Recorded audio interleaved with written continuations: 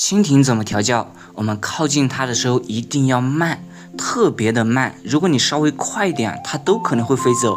当手指差不多抵到它面门的时候啊，我们要放到我们的最慢速度，慢慢的往下赶，轻轻的往下赶，让它前足抓不到树皮，这样它就会抓到我们手上来。好，第一步成功了。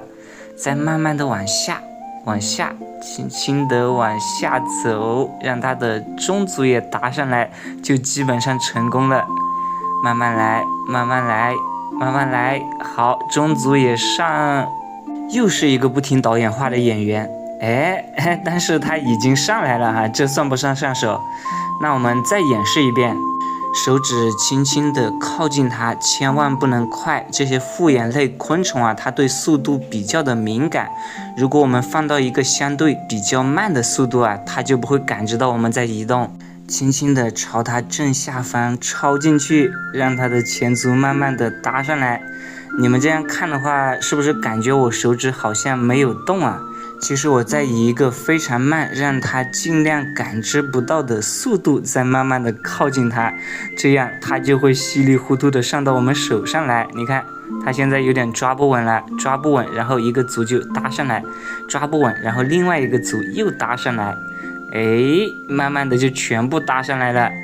看着是不是非常的简单？但是其实这是最难上手的一种方式，没有个20几年的功力啊，基本上是做不到这种速度的。但是它在我的左手上，我并不好拍摄，所以再让它上到右手上来，这样多上手几次之后，会触发蜻蜓的一个 bug， 这个我们稍后再讲。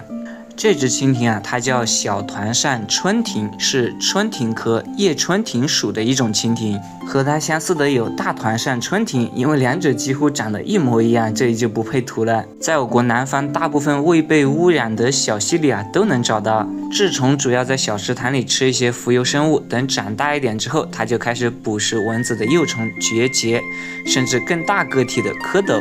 成年之后也会围绕着小溪，在旁边的山间捕食一些小昆虫。当然河里也比较多，河边也能经常见得到它。大家最好奇的应该是它长长的屁股上为什么会拖着一个钩子？这个钩子啊很有学问。蜻蜓在交配之前啊，雄性会用这个钩子掐住雌性的脖子，迫使雌性和它交配。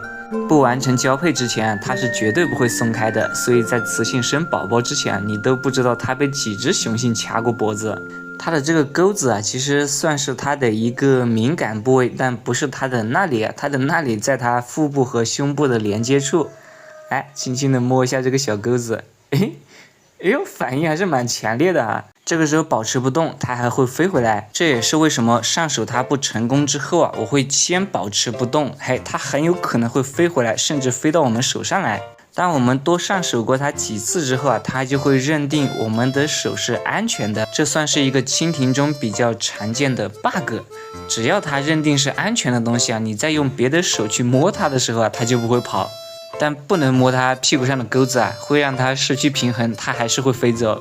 蜻蜓有着很高的飞行技巧，但这飞行技巧也需要一个强大的云台来支持，它才能看得清。这个云台能支持它的脑袋180度的旋转，并马上就能归位。再碰一下，你看，马上就归位。而且你这样轻轻碰它的时候啊，它是不会跑的，因为它现在已经认定我们的手是非常安全的地方。